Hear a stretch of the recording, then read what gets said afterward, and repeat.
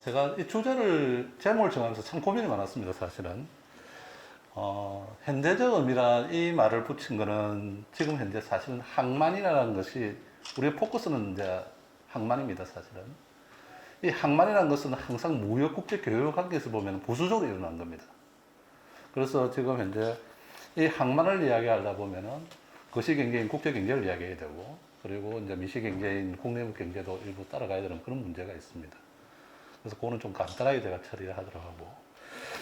그리고 우리 여기 이제 가야사란 말이 있습니다. 가야사라는 것은 제가 뭐 고고학자도 아니고 이 부분에 대해서 제가 크게 멘트할 수 있는 부분 별로 없을 겁니다. 단, 분명히 제가 말씀드린 건 저희들이 이 가야사라는 것은 사를 제가 붙였던 게 뭐냐면은 지금의 어떤 진해 신앙이, 부산 신앙이 그냥 있던 것이 아니라 역사성을 가지고 있다는 이 의미로서 제가 가야사라는 말을 이름 붙였습니다. 그리고 해양이라는 이 부분을 보면 크게는 무역입니다. 거래입니다, 거래. 사실은 우리가 이 거래의 역사를 따지다 보면은 굉장히 의미가 있습니다. 우리가 구석기 시대는 그러면은 무역이나, 우리 무역이란 말과 거래란 말은 거의 같은 말이면서도 국가 간의 어떤 거래를 갖다 우리는 무역이라고 이야기하지만 지역 간에는 거래라고 이야기를 합니다, 사실은. 우리가 간세법적 간세선이라는 게 있다 보니까. 그렇지만 크게 본다면 어쨌든 특정 사람과 특정 사람을 문물 교환 행태지만 물건을 우리가 거래를 한다는 이야기는 상방에게 이익이 돼야만이 강한 이야기가 아니지 않습니까? 그래서 이 무역을 했던 나라는 동서고금을 불문하고 오랜 역사를 볼 때 다 부국이었습니다. 특히 이번 강의에서 가야라는 것은 제가 볼 때 짧은 지식이지만 두 가지로 정리를 하려면 제가 두 가지 키로 정리하고 싶습니다. 첫째가 철이었습니다, 제가 볼 때는. 둘째는 해양이었습니다. 그런 측면에서 제가 많은 부분이 부족하지만 한번 시작을 해볼까 합니다. 뒤에 아마 우리 도맹스님이 그 가야사 신행길에 망산도에 왔을 때 제가 뵙고 이런저런 이야기를 나눈 과정이 있었습니다. 그런데 지금은 우리가 빙하기가 끝나면서 지금 해안선을 보면은 해수면의 상승이 굉장히 많이 와 있었습니다. 그런 과정을 본다면 지금의 어떤 위치와 지형이 굉장히 달랐을 거다, 제가 볼 때는. 그 대표적인 것이 제가 보면은 우리가 2만 년 전에 어떤 붙으면 중국하고 우리가 붙어 있습니다, 사실은. 인호로 붙어. 그렇지만 그때도 일본하고는 연하게지만 거의 그래도 조금은 떨어져 있어요. 근데 8,000년 정도 내려보면은 더 확연하게 드러납니다. 이런 오랜 역사 동안 우리는 해안선은 굉장히 많은 변화를 가져왔다는 이야기입니다. 그러면은 지금 현재 우리가 가면 허왕욱이 오기 전에는 그럼 이 지역에는 사람이 없었느냐? 제가 볼 때는 이미 이 시대부터 이동은 있었다. 여러 가지 학설들이 이제 주고 있지만서도 이동의 경로는 다양하게 와 있었다. 그런 이야기를 제가 한번 좀 드렸고, 왜 제가 이 말을 들었냐면은, 우리가 가야시대 가장 중심, 제가 철을 했지 않습니까? 이 철을 거래하는 방식이 무역의 거래 형태는 배였습니다. 배가 움직인다는 것은 지금처럼 우리가 하는 에너지로 틀어서 전기로 하는 이런 어떤 기술이 아닙니다. 그야말로 연안에서만 사람의 노로서 겨우 그 가까운 처방을 할 수 있는 정도의 수준이었지, 근해를 나가면은 거의 자연 조류의 흐름에 의해서 가야 되는 부분이 더 많았을 겁니다, 제가 볼 때는. 그런 부분을 제가 조금 드리기 위해서 요곡입니다. 사실 여기를 보면은 지금 적도, 요 밑에 적도입니다. 우리가 이 돌조 적도로 해서 밀어붙이면, 바람이 불면은 여기서 지금 현재 항해로 흘러가고 추루는 이렇게 도 넘어간 태평양 함대로 해가지고 이렇게 들어가 또 적도에서 이렇게 불어옵니다, 바람이. 조류의 흐름이 그렇습니다. 요거 들어오는데 한 1년 걸리죠, 그죠? 들어오는데. 근데 지금 보면은 요 햇살이 과연 우리가 가깝게 있다 보지만 이 조류의 흐름은 굉장히 강했을 것이라는 생각됩니다. 그 다음에 그 당시에 우리는 왜 가야는 함수생을 거래를 할 때 일본하고 가까우면서 일본하고 거래를 하지 않고 중국하고 먼저 거래를 했을까? 저는 이 조류의 어떤 자연적인 어떤 장애라고 생각합니다. 그런 측면에서 본다면 훨씬 조류가 약하고 안전하게 갈 수 있는 곳이 어쩌면 중국이었다. 그리고 이 말 지금 동북 삼성으로 해서 이렇게 흐르는 조리 흐름이 자연스럽게 난 이제 고려 시대라든지 우리가 이제 조선시대 오다 보면은 그 흐름이 그 송도하고 별 차이가 없이 맞아떨어집니다, 사실은. 그리고 지금 현재 뭐 여러 가지 학설이 있습니다. 사실 일본에서 그럼 일본이 지금 현재 중국하고 거래를 할 때 가야를 갖다 중개지로 썼다는 말을 많이 하고 있습니다. 그 중개지 쓰는데 바다로 중개지를 쓰는 방법도 있고 내륙을 통해서 서해안으로 해서 중국으로 들어가는 이런 이야기도 하는 부분이 있습니다.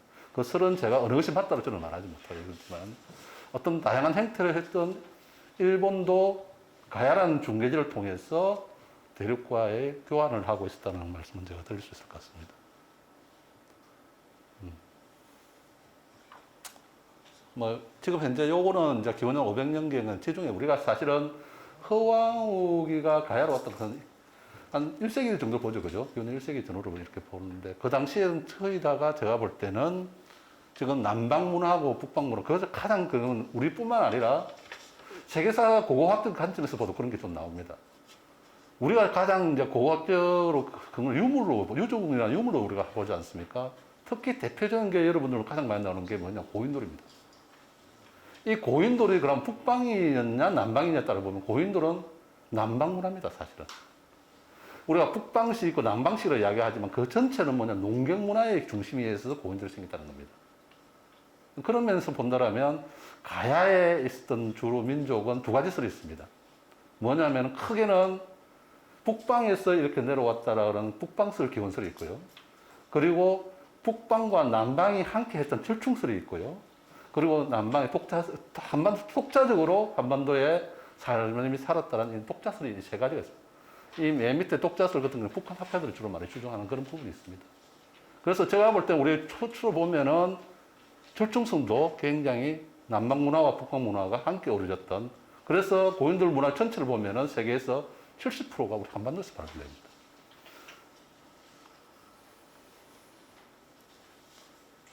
요거 이제 제가 보면 계절풍인데 똑같이 우리가 여름하고 겨울이 다릅니다. 그 당시에는 힘이 없을 때 이 계절을 잘 활용해서 거래할 수밖에 없어요. 굉장히 이제 제한적이었죠. 그죠? 지금 현재 이 파란 게 제가 볼 때는 겨울이고요. 그리고 빨간 게 여름입니다. 지금 마찬가지로 뭐 태풍이 올라오지 않습니까? 그죠? 그런 어떤 이 바람을 특히 해류와 이 바람이란 이 두 가지를 갖다가 그 당시에 뭐 활용하지 않더라면 도저히 거래를 할 수 없는, 항해를 할 수 없는. 그래서 가장 항해에서 가장 중요한 게 조류의 흐름과 제가 볼 때는 바람이었지 않나. 그런 생각을 합니다. 이제 파사스타 이야기인데, 여기 먼저, 근거 자료는 보면 여러분들 하도 많이 들었으면 잘 아실 겁니다. 처음에는 안 오는데 배가 안 움직이니까, 돌아오니까 다시 이것을 타협을 실어서 가니까, 까지 오게 망사도에 도착하게 됐다는 이런 이야기인데, 요거를 하면서 제가 어떤 생각이면, 세계적인 이야기를 조금 제가 간여를 할까 생각합니다. 지금, 세계적인 글로벌 이슈가 가장 큰 게 뭡니까? 코로나19 코비드이죠. 이거 또, 그 다음 또 가장 큰 이슈가 뭐겠까요? 기후변화죠. 네, 기후변화. 아까 기후변화라는 것은 해안선과 굉장히 가까이 문제가 있고, 코로나 제가 이 이야기를 왜 하냐면은, 지금은 우리가 크게 보면은 지금 세계 경제, 거시 경제에서 본다면, 미국과 중국의 미중 마찰이라는 이 부분을 우리 통상에서는 빼놓을 수가 없습니다. 그죠? 그런데 과거 트럼프와 바이든이 바뀌면서 키가 뭐가 바뀌었겠느냐. 사실은 우리가 크게 보면 통상에서는 보호무역주의가 그리고 무역자유주의, 자유무역주의가 두 가지 축이 있습니다. 사실은. 근데 제가 볼 때 안에 내용을 들어보면 똑같습니다. 사실은. 언제나 늘 강국은 자국 이익 중심으로서 포장만이 자유무역주의라는 이름으로 포장을 했을 뿐이지 실제적으로 1980년도 레이건입니까? 거기도 저것도 했지만 실제적으로는 일본이 그때는 G2가 누구였는데 일본이었습니다. 일본에게 간세라는 것을 자기들 환율 조작을 해가지고 지금 현재 자기들 지금 G2로 오른 거 항상 제가 볼 때는 미국은 이 G2를 다는 방식이 제가 볼 때는 몇 가지 있어요. 자국 내 GDP 소득의 한 50%를 넘지 못하는 선에서 다 조직이 시작합니다. 그런데 중국을 금융사태가 2008년도 들어오면서 금융위기가 들어서면서 그때 자기가 중국이 잡지 못했어요. 실기를 한 거죠. 그러다 보니까 굉장히 뭡니까? 중국이 만만하지 않는 상대로 미국 몸집을 커버렸습니다. 처음에는 고작 3개의 공장 정도로 알았지만 이미 자국의 전체 이거의 50%에 접근해오는 중국은 3개 공장을 넘어서는 거예요. 그러면서 지금 현재 트럼프는 뭡니까? 2가지를 하죠. 첫 크게는 뭐냐? 관세를 조집니다. 무역을 하면서 관세를 주로 조집니다. 그리고 또 2번째는 뭡니까? 화웨이 같은 경우는 공급을 절대 못하게 하죠. 그죠? 공급을 규제를 합니다. 그러면 바이든 시대에 지금 들어서의 문제는, 아니, 내용은 똑같아요. 어쨌든 중국을 제껴야 된다는 목표는 똑같은데 방식이 좀 다른 것 같아요. 어쨌든 민주당의 내세우는 방식이 뭡니까? 인권이지 않습니까? 인권하고 또 뭐였습니까? 다자주의. 그래서 지금 현재 바로 된 게 뭐냐면 탈핵 기후변화 협약에서 복귀를 하고 그리고 동맹을 이용한다는 이런 말을 하면서 동맹주의를 외치고 있지 않습니까? 그렇지만 지금 어쨌든 코로나로 인해서 우리가 굉장히 많은 변화를 하고 있지만 실제적으로 사람의 이동은, 코로나가 우리한테 준 것은 사람을 이동을 뭐라 했습니까? 스탑을 시켰어요.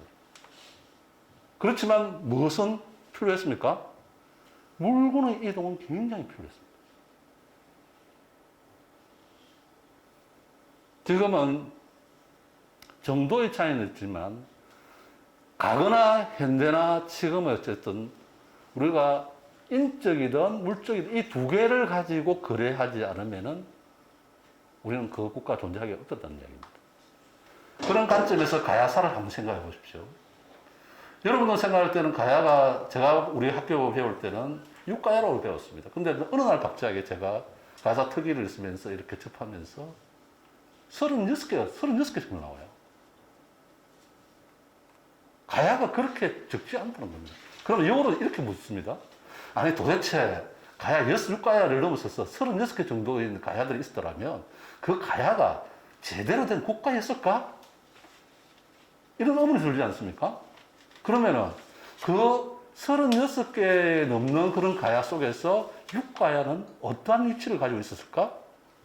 근데 뭐 보면은 우리가 유물로 보면 다양한 유물이 많이 나옵니다. 보면은 가야금도 있죠, 그죠?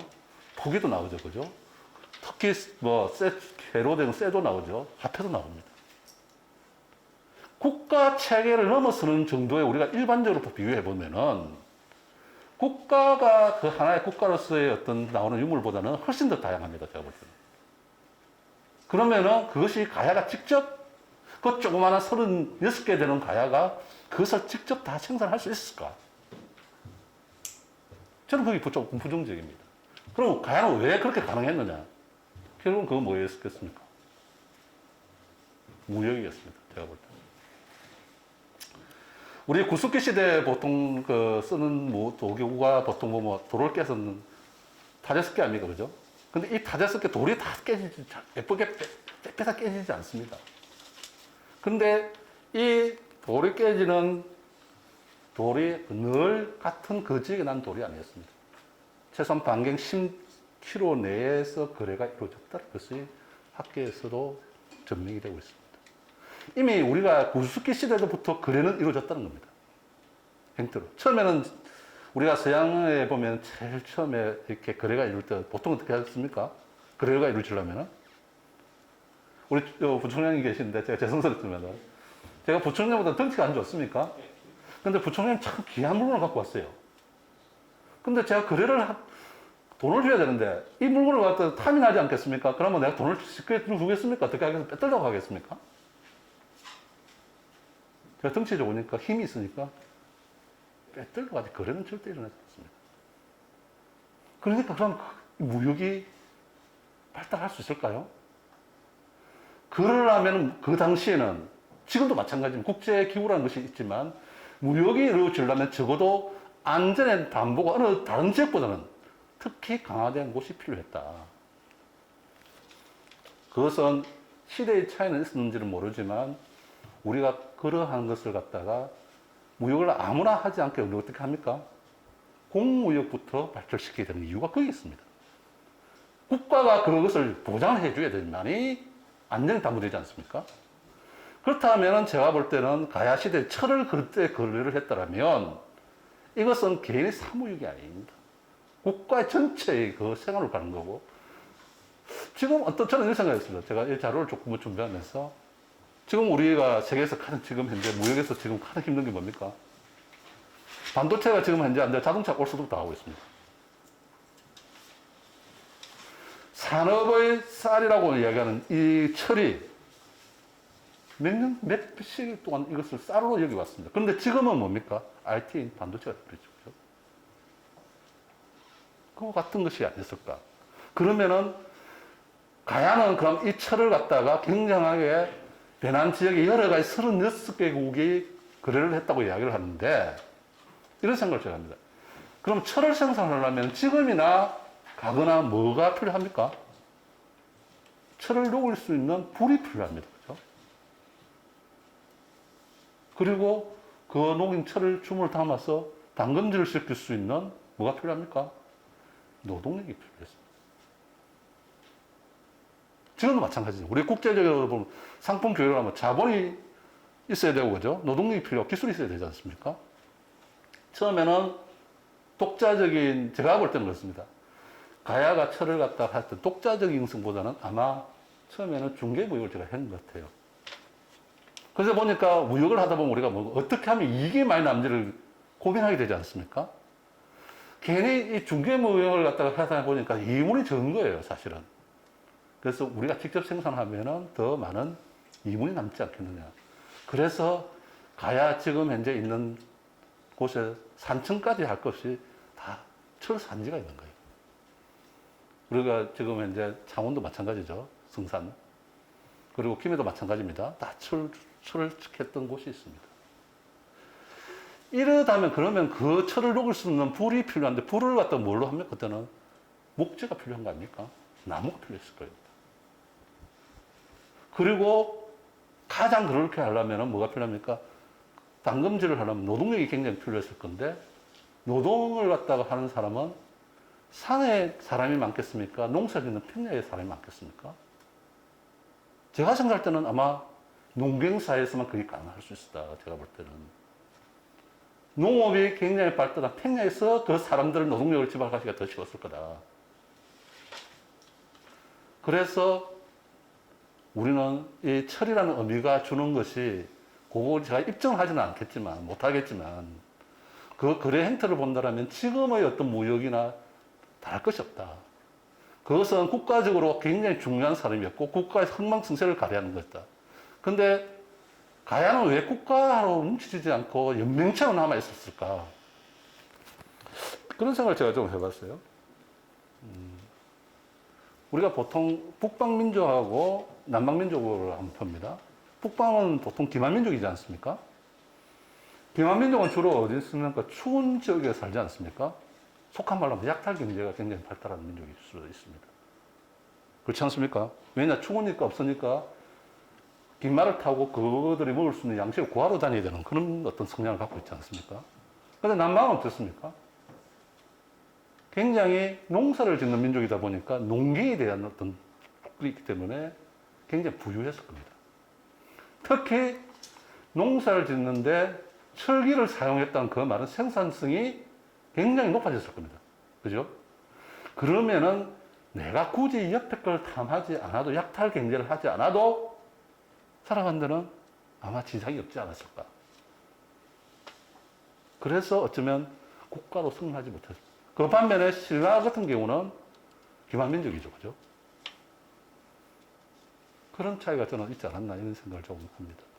그래서 일단 제가 조금 사이를 빠졌지만 미중 갈등은 항상 미국도 마찬가지. 강대국은 처음에 가야가 어쨌든 중국에 있는 철 문화, 선진 문화가 굉장히 발달했지만 G2처럼 컸겠죠. 그죠? 굉장히 활발하게 무역을 변환을 했고 위에 있는 뭐 우리가 흔히 말하는 고조선이라든지 이런 거래를 다양하게 했을 거라 생각합니다. 근데 원천 기술을 갖고 있는 사람 입장에 볼 때는 1위 입장에 철을 갖다 가장 많이 생산하고 능력 있는 볼 때는 이등이 점점 올라오면 어떻게 할까요? 견제를 하고 싶을 겁니다. 그 문화가 지금 상한 국제 정세나 그 당시는 제가 볼 때는 별 차이는, 방식은 조금 다르겠지만 차이는 없을 것 같다. 그리고 왜 또, 그러니까 이제 규제를 많이 받는 거 처음에는 철을 하는데 나중에 우리가 뭐 BC 한 3, 4세기 넘어가면서 철은 처음엔 가야가 굉장히 번성했겠죠. 그죠? 그런데 수익성이 떨어지지 않겠습니까? 기술도 개발하고 더 하는데 뭐 떨어지니까 뭡니까? 조그만 우리가 채산성이 없으니까 시장을 지금은 중국철이 많이 들어오니까 어떻게 합니까? 다른 시장이 필요했을 거 아닙니까? 그거로서 일본으로 갈 수밖에 없지 않았나. 그런 어떤 제가 그래야 하는 관점에서 본다라면 그런 충분히 가능성이 있다. 그런데 뒤에서 제가 이제 좀 설명을 하겠지만 지금 이 거래를 하는데 그 당시에 그럼 항구라는 것이 우리가 이제 보호원 항구라는 것이 생깁니다. 항구라는 것은 크게 이제 우리가 생각하면 두 가지입니다. 배가 먼저냐 아니면 항구가 먼저냐 이렇게 하면 계란이 먼저냐 닭이 먼저냐 이런 이야기가 될 수 있겠죠. 그죠? 처음에는 자연적으로 아마 물건을 갖다가 이렇게 배라는 게 딱히 지금의 어떤 배의 행체를 갖춘 건 없었을 겁니다. 제가 볼 때 나무 토막에 그냥 뭐 타고 이렇게 가던 어떤 형태가 점점 더 발현하면서 정식적으로 지금 현재 뭐 전기 힘으로 가는 어떤 이런 현대적인 어떤 에너지로 쓰면서 가는 어떤 배는 제 근래였습니다. 그런데 중요한 건 뭐냐, 외국 문물이 그려질 때 항상 육로보다는 가장 단거리로 가장 효율적인 루트가 뭡니까? 육상이겠습니까? 해상이겠습니까? 해상이었습니다. 그래서 세계 역사를 불문하고죠. 강가나 바닷가에서 문명이 많이 발생합니다.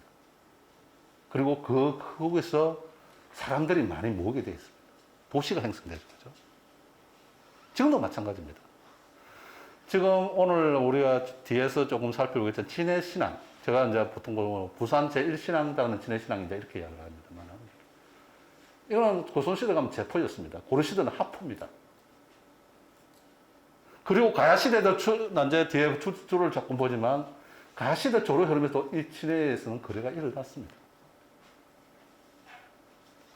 그거 참 신기하지 않습니까? 왜 그것이 조류가 흐르면 그렇게 딱 우리가 나무 잎을 떼가 다 도착하는 곳이 딱 있다는 겁니다. 제가 볼 때는. 그래서 우리가 지금 현재 진해에서 뭐 이렇게 보면 가장 대마도에 가장 가까워 보이고 낮에는 보일 정도고 그러니까 훨씬 더 거래하기가 더 활성화될 수도 있다. 제가 볼 때는. 그게 이제 대표적인 게 제가 이제 일정하게 쌍어문이죠. 그 양쪽에 고기 두 개가 쌍어문인데 이걸 어쨌든 해상 문화적인 어떤 측면에서 많이 봅니다. 어떤 것에서 저도 이제 책을 조금 살펴보니까 뭐 허왕이 오는 설절에서가 해상으로 왔느냐 아니면은 중국 사천선으로 해서 육상으로 해서 항해를 넘어서 이렇게 왔다 뭐 이런 설이 있지만 제가 볼 때는 어쨌든 이 사람은 제가 볼 때는 상인일 가능성이 높다. 무역을 하는 사람이었다.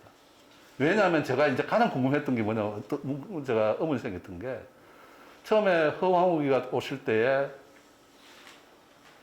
20명을 데려와요. 그죠? 기록에 가면은. 그죠? 그 20명이 어떤 사람이 구속으로 됐을까? 그야말로 어떨 때 한편으로는 내가 이런 생각도 해봅니다. 거기 혹시 철을 제조하는 기술자가 있었지 않았을까? 우리가 사람을 갖다가 우리가 핵심 멤버를 데리고 온다면 우리가 이사를 가야 되지 않습니까? 말이야? 아니면 뭐 시집을, 지금도 마찬가지 아니겠습니까? 가장 돈 되는 거, 속한 말로 먹고 사는데 지장 없는 거, 그것을 가장 먼저 같이 보내지 않겠습니까? 그래서 그 20명이 어떤 구성일까 이런 건 의문점이 좀 들을 거예요. 그래서 아마 그 시대 때는 20명은 선진문물이었을 거다, 분명히.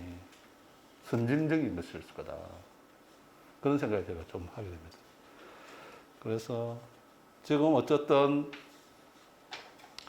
이 쌍어문 자체가 어떻게 보면은 문화로 보면은 주로 우리 북방 문화에서는 주로 많이 나타나는 게 뭔가 솥대죠, 그죠? 솥대입니다.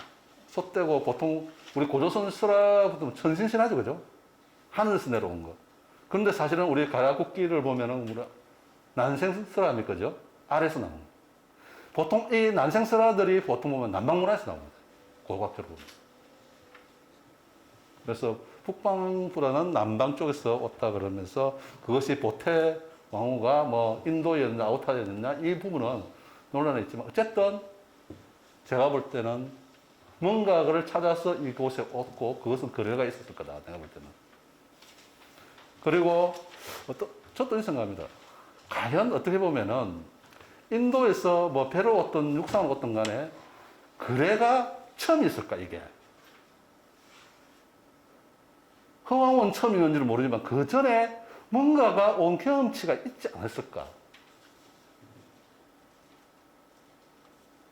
처음 오지는 않았을 것 같다.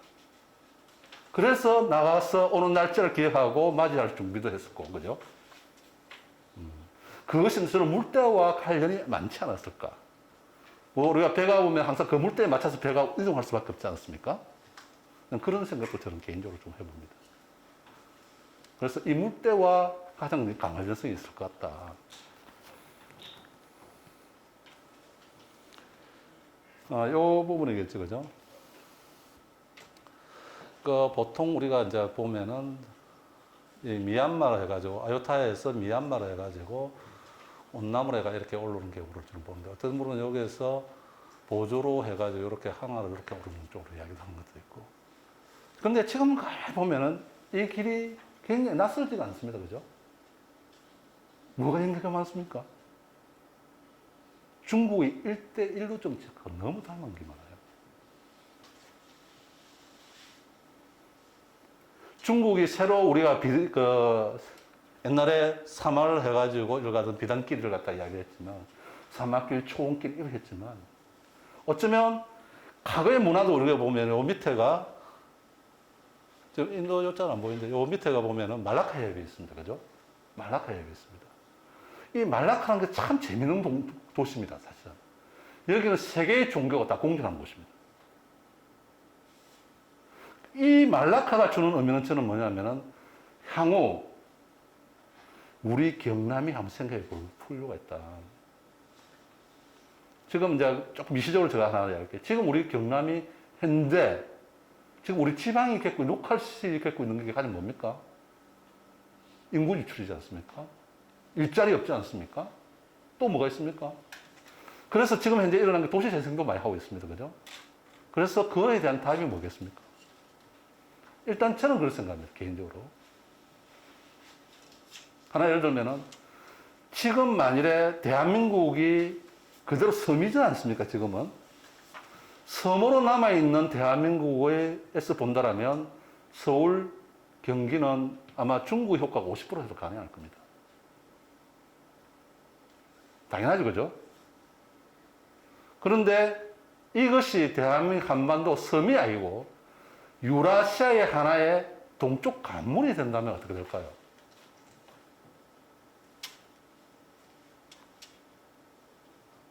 이렇게 하면 잘 안 올 수 있어요, 감이. 제가 먼저 물류 전공이다 보니까 하나 예를 들겠습니다, 제가. 도매상을 합니다.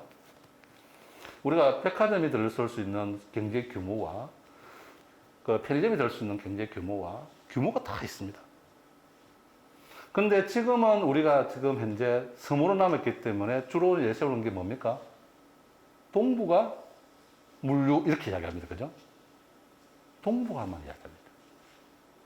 그런데 유라시아를 갖다가 전체로 놔두고 본다면 우리는 동쪽 관문이 어디입니까? 바로 지금 부산시랑 진해입니다. 김해 이쪽이죠. 여기가 왜 동쪽 관문이 됐냐면은 여러분들 지금 생각해 보면은 지금 워낙 중국 효과가 크다 보니까 어떤 인천항이 굉장히 공항도 그렇고 인천항이 굉장히 발전했습니다. 그런데 따지고 보면은 지금 현재 인천항의 성장보다는 더 우리가 있던 과거에 중국과 교육할 때는 뭐냐면 독보적으로 부산항이었습니다. 부산항이었습니다. 근데 그럴 수밖에 없는 게 모든 수출물의 99%가 어디로 갑니까? 부산으로 갔습니다. 지금은 어떻습니까? 많이 달라졌죠. 그래도 제가 볼 때는 97%는 부산으로 갑니다. 그러면 생각할 수 있어요. 왜 인천에서 안 나오고 왜 부산에서 나갈까? 난제대 그냥 결국 그것은 그 항만이 갖고 있는 네트워크입니다. 우리가 그냥 간 데서 만약 할 수 있는 게 아닙니다. 거기는 길이 있습니다. 지금 앞으로 밝아질 진해 신항 같은 경우는 한 단층을 들면은 지금 현재 21개 선석이 들어서 가지고 지금 현재 우리가 6위 하다가 7위로 밀렸어요. 컨테이너 순위가 따지고 보면은 밀렸는데 그 전에 걸 보면은 고베 지진이 있면서 고베가 세계 3위 항만이었습니다. 한 방에 갔죠, 그죠? 지진으로. 그러면서 부산항이 쫄지에 5위까지 올라갑니다. 근데 물류가 섬에서의 중개와 대륙과 대륙간을 중개한다. 물량이 어느 게 더 커지겠습니까? 대륙간의 중개가 훨씬 더 커질 겁니다. 그래서 진해 신항은 여기서 끝나서도 안 되고 끝날 수도 없을 겁니다. 그 이야기는 뭐 조금 빠지는 이야기에서 조금 더 로컬 이야기를 하면서 아까 이야기했던 다문화 있지 않습니까? 그것이 지금 현재 무철백을 메꿀 수 있는 유일한 거리고, 그죠?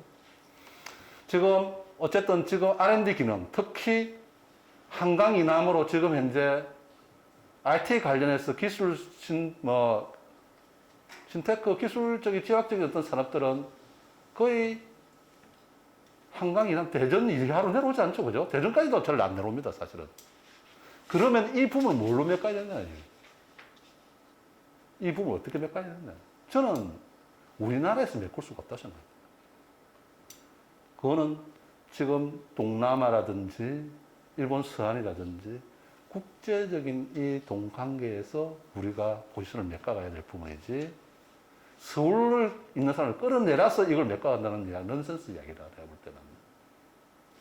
그래서 경제 자유구역층이라는 의미가, 기능이 굉장히 중요하고 새롭게 한번 봐야 된다, 그걸. 그럼 외국인들이, 가족들이 온다라면 외국인들이 키울 수 있는 모든 여건을 다 세팅해 줘야 됩니다. 그런데 지금 현재 우리 법절은 외국 병원 허용하고 있지 않습니다. 그리고 외국인 학교 K-12 정도 오면 로얄스텔 같은 거 오면 뭐라고 이야기합니까? 기족 학교로 이야기해 버립니다.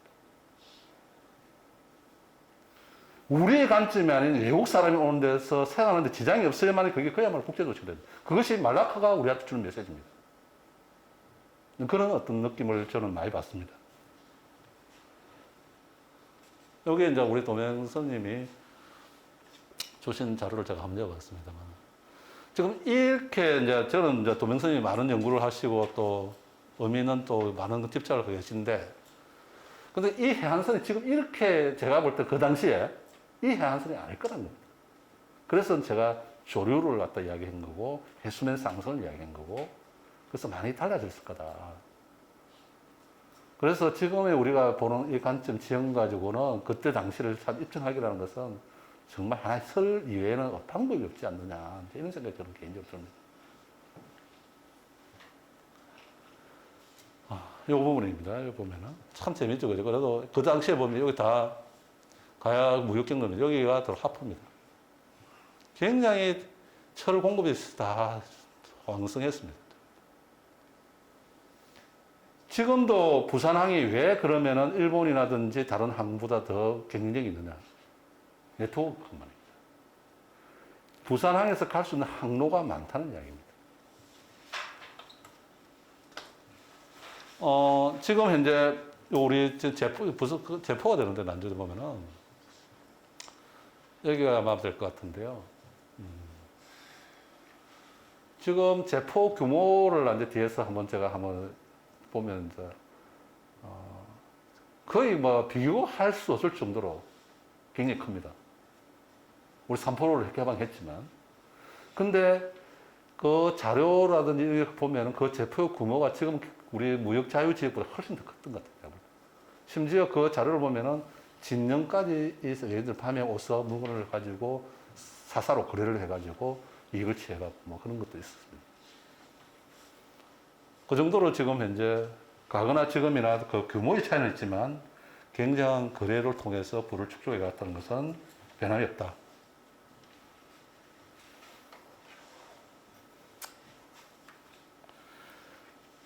주로 이제 우리가 보면은 지금 현재 요자 일본 서안 쪽에서 나오는 그 무주적들하고 가야 요자하고 나오는 무주적들이 고인돌이라든지 거의 공통성이 굉장히 많아요. 근데 이게 참 희도이 재밌는 게 제가 보면 뭐가 재밌냐면은 지금 부산항 물동량의 배라는 게 나중에 뒤에 이야기가 하겠지만 한 30%는 주로 어디서 오는 줄 아십니까? 일본 서안에서 옵니다. 과거에도 일본 서안이 어떤 가야 백제 문화권이라고 다 이야기했고 그런 이유도 나오겠지만 지금의 물류도 어쨌든 서안에서 우리 지금 현재 부산 전역 경제자유시 있는 신항으로 쪽으로 들어오는 게 굉장히 많다.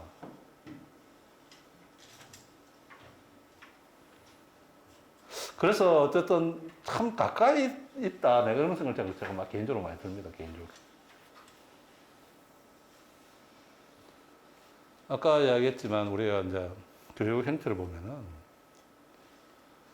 여기 이제 말라카요이 어느 정도 되겠네요. 말라카요이. 지금 현재 베트남 이쪽에도 지금 현재 우리 가야시대 유물이 나오고 고려시대 유물이 나오고 아까 뒤에 자료가 좀 제가 해놨지만 이게 과연 이제 배로 통해 가다가 난파가 돼서 결국 그리는 거 아니겠습니까? 그죠? 그 당시에도 이 조류에 따라서 무효는 이루어졌던 것 같아요. 제가 볼 때 어쨌든. 그래서 수중 발굴에는 그 아랍 난파선입니다. 거기도 마찬가지입니다.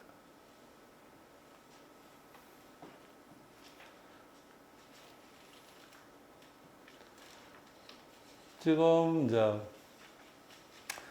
예, 아까 철중설 입장에서 본다라면 이제 중국이 천주 전국 시대를 거쳐서 한나라 굉장히 뭐 이렇게 난리를 하면서 일부 피난을 하면서 아마 한반도로 이주를 해왔을 거다 그런 이야기를 좀 많이 하고 있습니다만 지금 현재 어쨌든 그런 부분들이 제가 볼 때는 유적이라든지 유물을 통해서 많이 연주되는 것 같아요. 제가 볼 때는. 내가 똑같습니다. 뭐 내가 이게 난파선 도자기들을 보면은 그런 게 많이 나옵니다. 넉도도 우리 마찬가지로 넉도하고 우리 하포하고 이런 게 굉장히 보면 삼국시대도 그렇고 이런 무역항입니다. 굉장히 많이 장식됐던 곳입니다. 이것도 마찬가지입니다. 뭐 어떤 게 쇠처럼 쌓인 건 이것이 거래 화폐 단위로 거래된 거는 뭐 아까도 말씀드렸고 배 모양을 한 5세기 뭐 토기 성동거울 이게 한나라 때 거죠. 많이 나옵니다. 제포 이제 이렇게 합니다. 제가 요걸 왜 제가 했냐면 지금 우리 부산 전역 경제자는 요번에 공사를 하다 이게 나왔어요. 외관 트가 나온 거예요. 트가 나오는데 제가 볼 때는 가구수로 보이죠. 중세 외인전이라는 이 책이 안 남아 있습니다. 외인이라는 것이 우리가 하는 거냐면 어떻게 보면은 그 당시에 남해안 배로 해가지고 무역을 했던 다 외인이라고 이야기했던 것 같아요. 그 외인들 중에는 뭐냐 해적도 있었던 것 같아요. 제가 볼 때는. 근데 이게 2,500명입니다. 지금 현재 진해에 있던 게. 울산에 152명밖에 이 규모 잽이 안 됩니다. 이게. 심지어 진해 제포 안에 계정이라는 것이 있는데 그건 일본 절까지 있었어요. 그러면서 그걸 갖다 거래를 하다가 이걸 갖다가 어떻게 보냐면은 우리가 한일 관계에서 이렇게 본다면 항상 우리는 일본한테 피해가 있다 보니까 피해 대상으로 생각하지 않습니까? 그런데 이 제포는 뭡니까? 우리가 공약을 정해놨고 거기에서 우리가 하사포를 주는 거 아닙니까? 우리가 특혜를 주는 거예요. 그런 측면에서 굉장히 의미가 있습니다. 제가 볼 때. 근데 이러한 것이 제가 볼 때는 뭐냐면 다 구제 발굴이에요. 공사를 하다가 구제 발굴되니까 보통 방문을 못 짓지 않습니까? 공사 금액이 만일에 뭐 100억인데 100억에서 조작 문제가 나오면은 거기서 일부 뭐 10억 정도 떼서 그냥 이전 보관하는 정도밖에 안 되는 거예요. 이것을 문화시키지 못한다는 거예요. 그런 어떤 아쉬움은 좀 있습니다. 되게 지겹죠, 그죠? 뭐 지금은 이런 대단입니다. 이제 현대 이야기를 좀 넘어갈 것 같은데 지금 논의된 큰 이야기부터 제가 몇 개 하나 할까요? 지금 여기 있는데 우리 여기 지금 현재 부산 진해 경제자유국기업입니다. 지금 현재 세계라는 걸 크게 보면은 이 유라시아 대륙의 이 동쪽은 네덜란드 로테르담이 이제 로테르담 항만이 서쪽 관문이고 여기가 우리가 이제 로테르담을 크게 보면 유라시아의 동쪽 관문이 될 수 있습니다. 그런데 지금 현재 철도 이야기가 나오거든요. 철도는 뭐냐면은 지금 우리가 이제 뒤에도 자세히 보겠지만 대륙 횡단 철도도 있지만 북한의 철도도 있어요. 지금 가장 베어링 해이버로 연결시키고 있는 것도 있습니다. 또 일본 홋카이도를 이렇게 해서 소련으로 연결시키는 TCR, 우리가 TSR이라고 하죠. 일본 그 시베리아 횡단 철도 연결, TSR로 연결시키는 이야기도 하고. 철도 터널 이야기는 계속 나오고 있습니다. 요번에 뭐 조금 부산 시장 선거 때 제가 석사 때부터도 그 이야기 나왔었습니다. 굉장히 오래된 이야기죠, 물류 쪽에서. 그래서 단거리를 본다면 이제 그제가 최고 가까워요, 사실은. 그제가 가까움에도 불구하고 이제 부산 쪽으로 자꾸 이야기를 하는데 어쨌든 지금 현재 영국하고 프랑스는 해저 터널을 통해서 물건을 갖고 있지 않습니까? 그래서 왜 이 끝없는 이 터널과 철도 이야기가 나오냐면은 여러분들 지금 단적인 예로 공장은 어떻게 됩니까? 지금 현재 스마트화 된다는 이야기 아닙니까? 스마트화 된다는 것은 A 공장도 스마트화 되어 있고 B 공장도 스마트화 되어 있더라면 그 제품이 똑같은 생산하는데 단가가 차이 있겠습니까? 똑같겠죠, 그죠? 그럼 뭐가 그 제품의 가격을 차이를 갈 겁니까? 물류비입니다. 결국은 물류비가 국가 경쟁력과 그 국가가 만든 제품의 경쟁력을 담보한다는 이야기입니다. 그래서 이 물류가 뒷받침되지 않는 국가의 실무 경쟁은 굉장히 힘들 거라는 이야기입니다. 그래서 지금 현재 스마트 물류라는 말을 갖다 지금 많이 하면서 복합 운송이 굉장히 필요로 하는 그런 부분이 있습니다.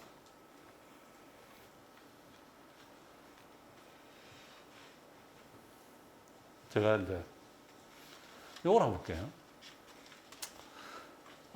제가 이제 도회에 있으면서 남북내일철도가 우리 에타가 면제가 됐어요. 요걸 하면서 제가 뭐라고 이야기했냐면 복선화 우리가 성격으로서는 남북내일철도가 복선화 되기 힘들어요. BC가 안 나오잖아요. 그죠? BC가 안 나왔으니까 에타를 면제시켜 준 거고, 그죠? 그런데 남북이 열린다. 물론 어떤 그 당장은 알겠지만 남북이 열리면은 일단 가장 필요한 게 대륙으로 갈 수 있는 최단거리의 어떤 우리가 물류 수송망이 필요하지 않습니까? 철도입니다. 왜냐면은 실제적으로 요 아모로 강하고 요 중심은 중국, 몽골 뒤에 있는 시베리아 쪽에서는 자원이 굉장히 많습니다. 그런데 지금 현재 세계 물동량의 가장 많은 거래량은 저희들 볼 때는 유럽이 많지만 성장 속도로 본다면 어디가 많냐면 중앙아시아가 가장 높습니다. 거의 세계 경제 60%가 중앙아시아, 한 유라시아에 관계해서 다 높거든요. 그럼 유라시아에 우리가 볼 때 중앙아시아 철도로 접근하지 않으면은 지금 항공이나 해상운송은 굉장히 서로 갖지 못하는 운송수단 아닙니까? 그래서 특히 중앙아시아를 개발하려면 가장 먼저 개발을 하려고 그러면 뭐가 필요하겠습니까? 전기가 가장 필요하지 않습니까? 그 전기를 우리가 만들려면 발전 설비가 필요합니다. 플랜트가 필요하지 않습니까? 그걸 어디 갖고 있냐? 우리 경남인 두산이 갖고 있어요. 지금 대륙 철도 이야기하는데 우리 강계 핵계 이야기합니다.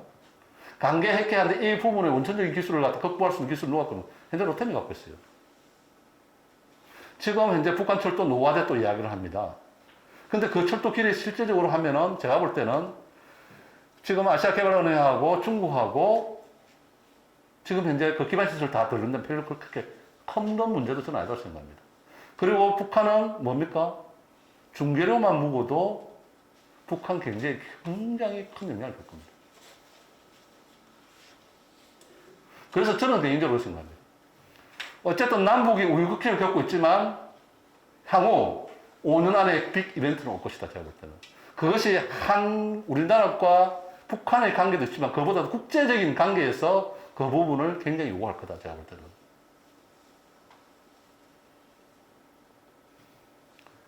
지금 이제 우리가 신앙하고 이 철도 부분은 산업도 그 마찬가지입니다. 우리가 지금 현재 이제 도에서 이야기하던 부울경 메가시티 이야기를 많이 합니다. 그죠? 부울경 메가시티 이야기합니다. 제가 개인적으로 좀 아쉬운 게 좀 많습니다. 왜냐면은 지금 현재 우리는 서울과 비교하는 어쨌든 균형을 가지고 이야기를 하자고 있지 않습니까? 그런데 경제적 단위로 본다라면 과연 부울경이 하나의 지역 단위 경제 블록권으로 형성할 수 있는 규모가 되느냐. 저는 약하다고 봅니다. 철저히 일본 상황을 다 잡아야만이 적어도 5천만 인구 정도의 규모를 가져야만이 지역 경제 블록으로 형성할 수 있다 저는 보거든요. 그렇다면 결국은 항만이라는 게 뭡니까? 여러분들은 그냥 항만은 그냥 생기는 것이 아닙니다. 항만은 왜 존재하죠? 배가 필요하기 때문에 존재합니다. 근데 배는 지금 어떻습니까? 우리가 과거에는 5,000 TU, 7,000, 8,000 TU다. 지금은 24,000 TU를 줍니다. TU라는 20 유니트거든요. 이퀴프트 유니트 단위입니다. 20피트짜리를 갖다가 1TU라고 하는데, 그죠? 그러면 그 20피트를 갖다가 24,000개를 싣는 배가 24,000 TU라는 겁니다.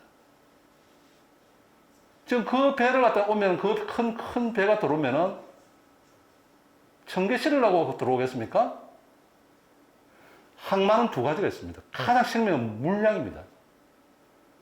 큰 배가 들어오면 그 배를 채울 물량이 있어야 되는 거예요. 물량이 없더라면 절대 규모의 경제가 작용하는 이 항만 분야에서는 간선 노선이 있을 수가 없습니다. 탈락이 되어버립니다. 그나마 우리가 가장 좋았던 건 뭐냐면은 지금 현재 우리 주위로 해가지고 경제권을 보면은 한 10억 인구를 가지고 있어요. 남북만 열리준다면. 시장이 우리 고작 지금 현재 남북이 분단된 시장과 남북이 열릴 때 시장은 굉장히 차이 있지 않습니까? 그런 측면에서 본다면 이 경제가 저는 평화라고 생각합니다. 가령 지금 현재 남북이 열려서 여기에 우리가 지금은 과거에 우리가 개성공단을 열 때 우리가 시행착오를 겪었습니다.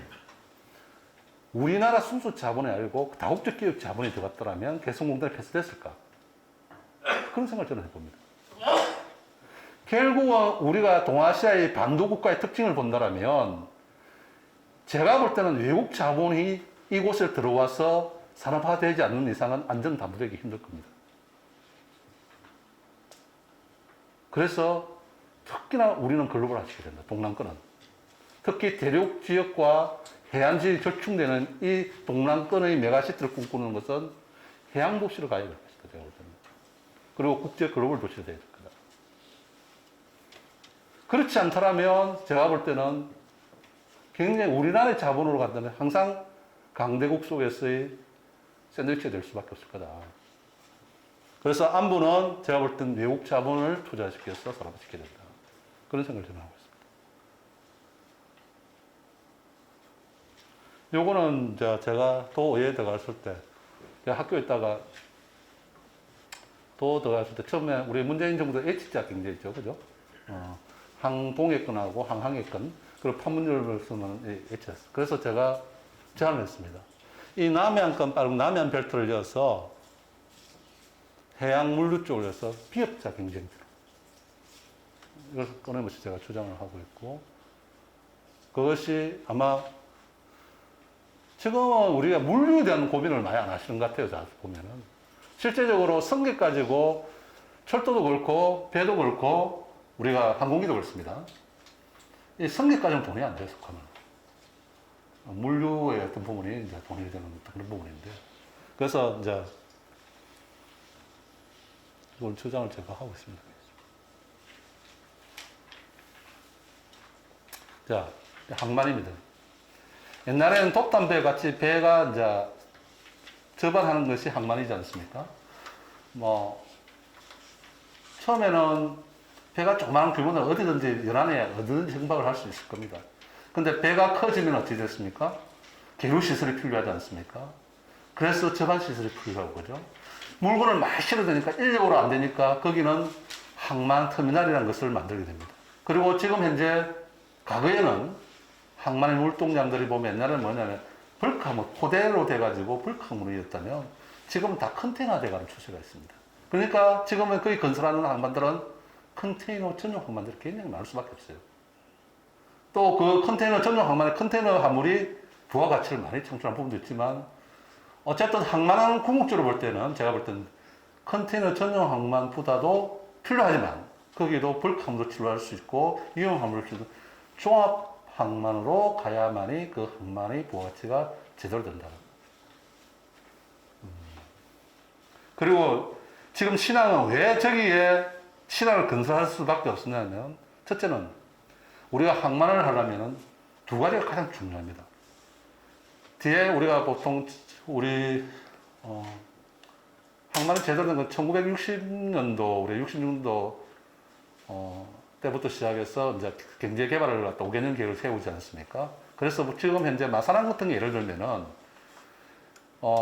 창원산업기계공단을 조성하면서 거기에 수출입을 해야 될 거 아닙니까? 그 지원 항만으로 보통 항만은 지원 항만, 그 안에 있는 물건을 싣고 내려주고 수입 물자들을 안을 잡아주는 지원 항만이었지 않습니까?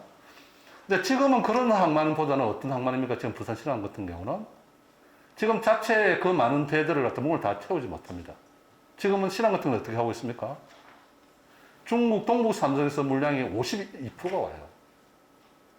그걸 갖다 우리가 한정 물량이라고 합니다. 이미 부산 신항은 자기 반은 그 뒤에 배후 경제권에서 생산하는 물량이 아니라 네트워크로 중국이라든지 일본 산에서 한정으로 일어나는 물량이 50% 넘어요. 그래서 이제 글로벌 2대 한적 항만으로 가자라고 이야기를 하고 있습니다. 그런데 항만에서의 부가가치라는 걸 있지 않습니까? 여러분은 생각할 때 요걸 갖다 흔히 우리가 요 갱줄 크레인이라고 그러는데 이 크레인도 어떻게 베끼냐면 배가 큰 게 점점 들어오지 않습니까? 옛날에는 하나씩 찍어내라던 게 어떻게 합니까? 투인 2개를 찍어내다가 어떻게 합니까? 텐덤으로 4개씩 찍어내갑니다. 지금. 그것도 모질해서 지금 어떻게 합니까? 자동화 시켜요. 자동화 시키는 모질해서 어떻게 합니까? 배가 이미 들어올 때 적재를 할 때 순서대로 어느 것을 갖다가 먼저 하면 모듈화 시킵니다. 최적화 시킵니다.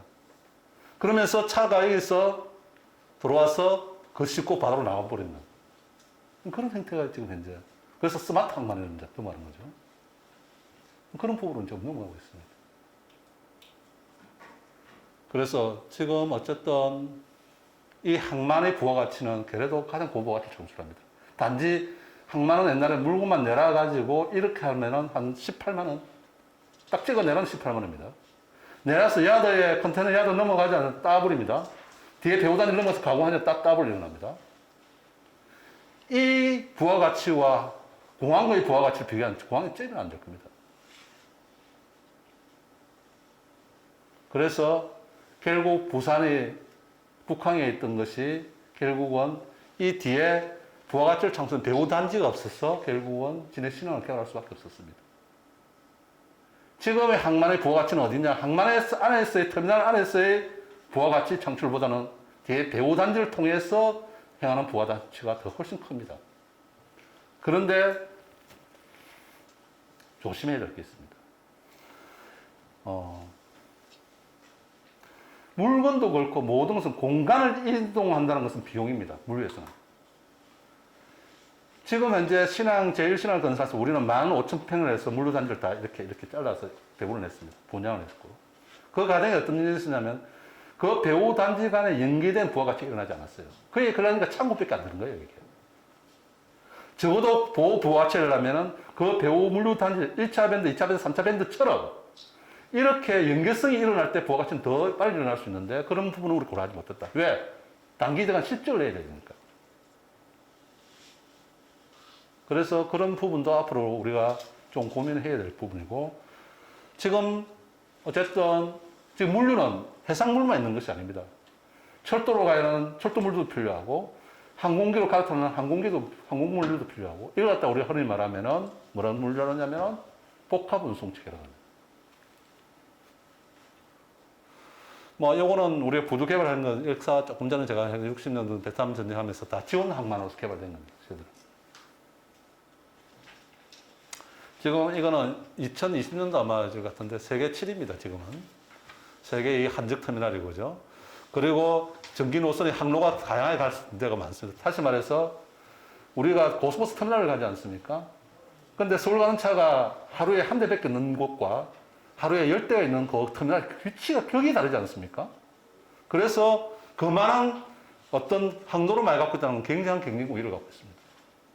부산 안에 어떤 절대적인 네트워크 산업이 강하다는 이야기입니다. 그래서 뭐 조금만 얘기하겠습니다. 시간이 너무 내가 많이 모르겠습니다. 몇 분까지 제가 해야 되나요? 계속 4시 반. 빨리 제가 끝내겠습니다. 지금 현재 이제 요 이야기를 하는데, 여기 부산에 우리 진해 신앙이 있는데, 지금 크게 다가오는 어떤 호기가 두 개가 있어요. 첫째가 뭐냐면 남북이 열리는 거 있죠. 이 부분이 대륙을 중개한다면 미주 노선 있죠. 미국에서 오는 물량이 유럽으로 철도 운송을 가려면 가장 단거리 코스가 우리입니다. 왜냐, 우리가 앞에 있는, 안에 있는 중국 항만 있지 않습니까? 천진항이나 상하이나 닝보 저우산 항보다도 훨씬 더 우리가 1.5일 내지 2일, 3, 4일 정도 우리가 더 앞서 있습니다. 그럼 그것을 물류 비용으로 치면 엄청난 비용입니다. 그래서 지리적 위치가 참 좋다. 그리고 신항만을 가장 항만을 건설할 때 우리가 뭐냐면 큰 배가 들어오니까 뭐가 필요합니까? 안전하게 배가 들어오려면 수심이 나와야 됩니다. 이 수심이 지금 현재 24,000 TU급 정도 들어오려면 수심이 23m는 꼭 나와야 됩니다. 그런데 지금 현재 지금 신항에서 컨테이너 정도는 23m 넘습니다. 잘 나옵니다. 수심. 그런데 그 배를 갖다 하려면 항상 항만은 뭐 준수를 해야 됩니다. 배 수심을 만들기 위해서. 그 준수를 하는데 가장 좋은 게 모래가 가장 좋겠죠. 그죠? 그 다음에 뻘입니다. 진해 지금 현재 속에는 뻘이 가장 많습니다. 그런 형태의. 그리고 뒤에 뭡니까? 배에 물건을 채울 수 있는 산업단지라든지 뒤에 배후단지가 필요합니다.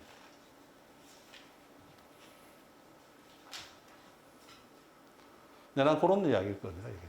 컨테이너 우리가 안전거리 뭐 이런 주로 배는 있습니다. 이게 네트워크입니다. 지금 전체 세계 컨테이너 물동량이 이렇습니다.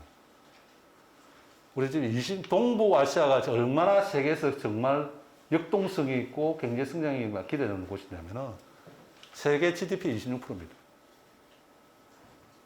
전 세계 인구 20% 갖고 있어요. 세계 물동량 40%. 그만큼 물동량이 많다는 거 아닙니까? 인구 비례해서. 그죠? 물동량이 많다는 이야기는 뭐냐면 그만큼 돈이 된다는 이야기입니다.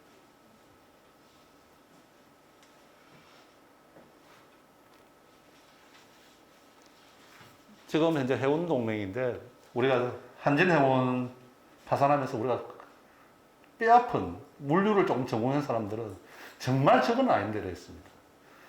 글로벌 우리 터미널 선사, 운영 선사 한진해운이 7위였거든요. 지금 HMM이 지금 현재 상승 21개 지금 현재 처음에는 2M이라 해가지고 머스크 라인하고 MSC 두 개의 서자로 들어갔었어요. 서자로 들어가면 적자들이 오면 자리 비켜줘야 되잖아요. 배에 물건을 내야 되는데 서자니까 기다려야 되는 거예요.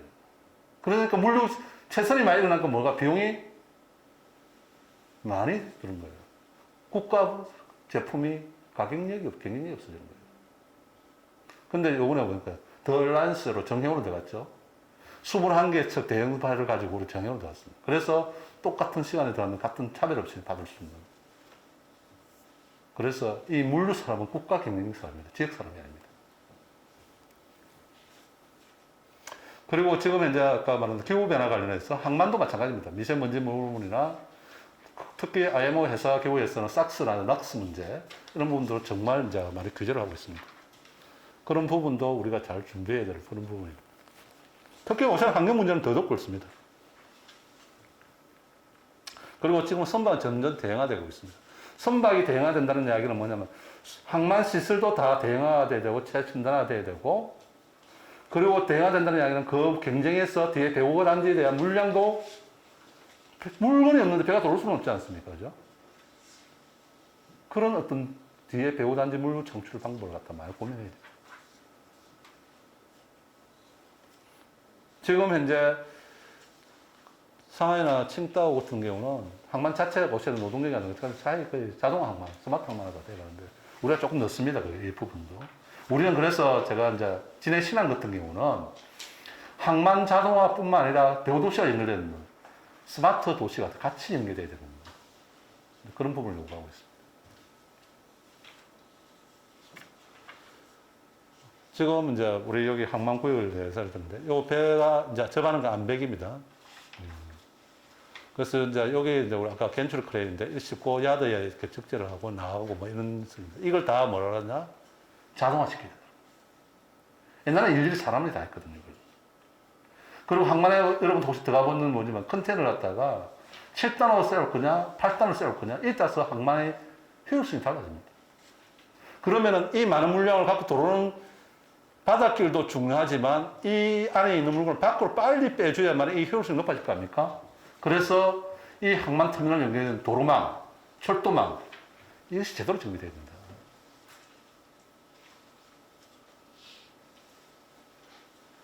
지금 심지어 뭐 여러분들 보지만 점점 이게 우리가 그 항만 구역이 보면은 뭐 큰 컨테이너 싣고 트럭이 많이 다니고 도로 파손을 넣고 그렇지 않습니까? 근데 이 부분이 이제 물류 기능과 우리가 일반 어떤 그 주민들을 위한 도로와 이 기능이 우리가 분류를 잘 안 돼 있어요, 지금 사실은. 철도도 우리가 화물철도하고 승객철도가 잘 구분 안 돼 있고요. 이런 부분을 또 뭐냐면은 조금 전에 우리가 흔히 말하면 철도라든지 항만이라든지 항공이 이 세계의 이질적인 운송수단 아닙니까? 이가들이 같이 모여서 터미널을 통해서 어떻게 이것을 거점으로 활용할 것이냐도 굉장히 중요한 부분입니다.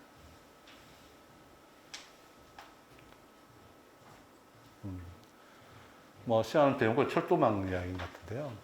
지금 하여튼 이 부분도 아까 이야기했지만 TCR이라 TSR, TMGR, TCR. 지금은 중국 같은 경우는 출중판은 지금 대륙 횡단철도 연결되어 있습니다. 이 대륙 화물열차 속도가 얼마나 나오냐면은 275km 나와요. 그 튜브 열차까지 나옵니다. 지금. 앞으로 이 변화되는 어떤 물류 기능을 어떻게 우리가 담보하느냐가 관건입니다. 그리고 물류 배치를 우리는 효율적으로 해야 됩니다. 가장 먼저 밀집한 공간, 우리가 특히 우리 지방도시도 지금 마찬가지지 않습니까? 우리 핵심 도시 하면서 제가 가장 아쉽게 생각하는 건 뭐냐면은, 우리는 핵심 도시 건설할 때 주로 어떻게 합니까? 들판에다가 밀고 그냥 이렇게 개발하지 않습니까? 그러다 보니까 핵심 도시 안에 뭐가 있냐? 문화가 없어요. 지금은 어쨌든 항만도 마찬가지고, 지금 어쨌든 지방 도시도 뭐냐? 문화가 살아나야 돼요. 그러면서 아까 뭐 우리 부총장님 말했던 그 허황옥 진행길 이런 부분도 저는 볼 때는 하나의 문화. 특히 제가 아까 부산하고 관계되면서 뭐냐면 제가 본의 아니게 또 뭐 경남 관광협회 부회장을 제가 맡은 경험이 좀 있습니다. 허황옥 가야 테마로 해서 가야를 갖다 엮으면 우리가 부울경뿐만 아니라 전남 전북까지 다 올라갑니다. 그래서 이 테마를 하는 공연관광 여행도 한 번쯤은 필요하지 않느냐. 1일 코스, 2일 코스, 3일 코스 다양하게 박을 할 수도 있고, 그죠? 물론 코로나 시대에는 제한적이겠지만 그 길을 갖다 상품화 시키는 것도 어쩌면 그 상품화가 어떤 지금 현재 접근할 수 있는 우리 국내용인지 국외용인지 또 그러한 고민도 같이 있어야 되고, 그것을 지속 가능하게 하려면은 어떤 규모로 가져갈지도 고민해야 됩니다. 단지 길거리 상품화시키면 그것은 흘러가겠지. 그런 시대는 저는 아니라고 생각합니다. 그래서 가장 지금 현재 지방시대의 요구는 지속 가능성입니다. 어느 것이 가장 선순환 구조로 지속 가능하게 담보할 수 있느냐. 그것은 제가 볼 때는 가장 중요한 건 문화라고 생각합니다.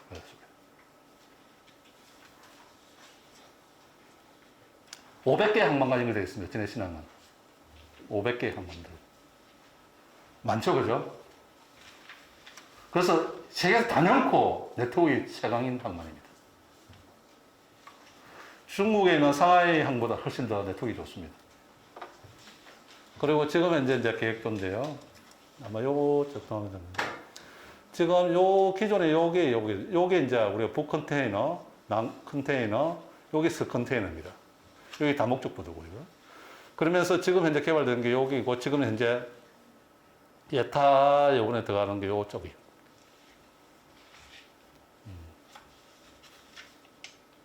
지금은 과거 6위가 7로 떨어졌죠, 부산에.